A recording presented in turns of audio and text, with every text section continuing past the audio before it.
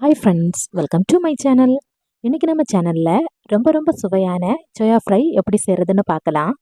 இதை ஈவினிங் ஸ்நாக்காவோ இல்லைனா நமக்கு பிடிச்ச எது கூட வேணும்னாலும் சைடாக எடுத்துக்கலாம்.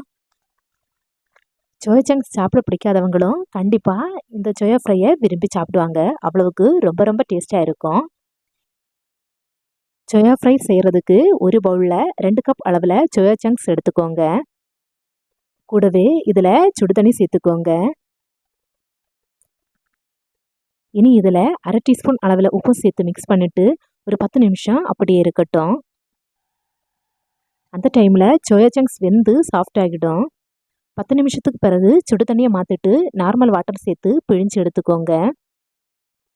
இனி நமக்கு மசாலா ரெடி பண்ணிக்கலாம். அதுக்கு ஒரு பவுலில் 1 டேபிள் ஸ்பூன் அளவில் மிளகாய்த்தூள் சேர்த்துக்கோங்க. கூடவே 1 டீஸ்பூன் மிளகுத்தூள், 1 டீஸ்பூன் மல்லித்தூள், 1/2 teaspoon பெருஞ்சீரகத்தூள், 1/2 teaspoon garam masala, 1/4 teaspoon மஞ்சள் தூள், 1/4 டீஸ்பூன் ஜீரகத்தூள் சேர்த்துக்கோங்க. கூடவே 1 டேபிள் ஸ்பூன் அளவில் இஞ்சி பூண்டு பேஸ்ட் சேர்த்துக்கோங்க. இனி இதில் 1/2 டேபிள் ஸ்பூன் அளவில் புளிப்பில்லாத தயிரை எடுத்துக்கோங்க. கூடவே 1 டேபிள் ஸ்பூன் அளவில் டொமேட்டோ சாஸ் சேர்த்துக்கோங்க. இனி இதில் 2 டேபிள் ஸ்பூன் அளவில் கார்ன்ஃப்ளவர் சேர்த்துக்கோங்க.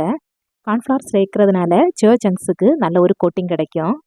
கூடவே 1 டேபிள் ஸ்பூன் அளவில் பச்சரிசி மாவு சேர்த்துக்கோங்க. கடைசியாக தேவையான அளவு உப்பும் சேர்த்து இதை நல்லா மிக்ஸ் பண்ணிக்கோங்க. ஒரு தடவை நல்லா கலந்து விட்டுட்டு இதில் 1/4 கப் அளவில் தண்ணியும் சேர்த்து இதை நல்லா கலந்து எடுத்துக்கோங்க. மசாலா நல்லா கெட்டியாகவும் இல்லாமல் நல்லா லூஸாகவும் இல்லாமல் இந்த மாதிரி ரெடி பண்ணிக்கோங்க. இனி இதில் சுடு தண்ணியில் சேர்த்து பிழிஞ்சு வச்சிருக்கிற சோயா சங்க்ஸை சேர்த்து மிக்ஸ் பண்ணிக்கோங்க. மசாலா எல்லாம் சோயா சங்க்ஸில் பிடிக்கிற மாதிரி கை வச்சு நல்லா கலந்து விட்டுக்கோங்க.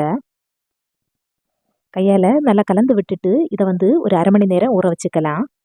1/2 மணி நேரம் கழித்து இதை ஃப்ரை பண்ணி எடுத்துக்கலாம். அதுக்கு ஒரு கடாயை சூடுபடுத்தி ஃப்ரை பண்ணுறதுக்கு தேவையான அளவில் எண்ணெய் சேர்த்துக்கோங்க. எண்ணெய் சூடானதும் நாம் மசாலா தடவி வச்சிருக்கிற சோயா சங்க்ஸை உள்ளே சேர்த்துக்கலாம்.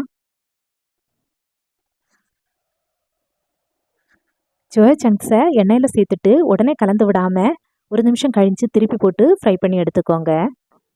இது வெளியே ஹார்டாகவும் உள்ளே சாஃப்டாகவும் சாப்பிட்றதுக்கு ரொம்ப டேஸ்ட்டாக இருக்கும். சோயா சங்க்ஸை வேறு எந்த மாதிரியும் சாப்பிடாத யாராக இருந்தாலும் இந்த மாதிரி ஃப்ரை பண்ணி கொடுத்தா தட்டை காலி பண்ணிடுவாங்க. அந்த அளவுக்கு ரொம்ப டேஸ்ட்டாக இருக்கும். இது நீங்களும் ட்ரை பண்ணி பாருங்கள். ட்ரை பண்ணி பார்த்துட்டு எப்படி இருந்துச்சுன்னு கமெண்ட்டில் சொல்லுங்கள்.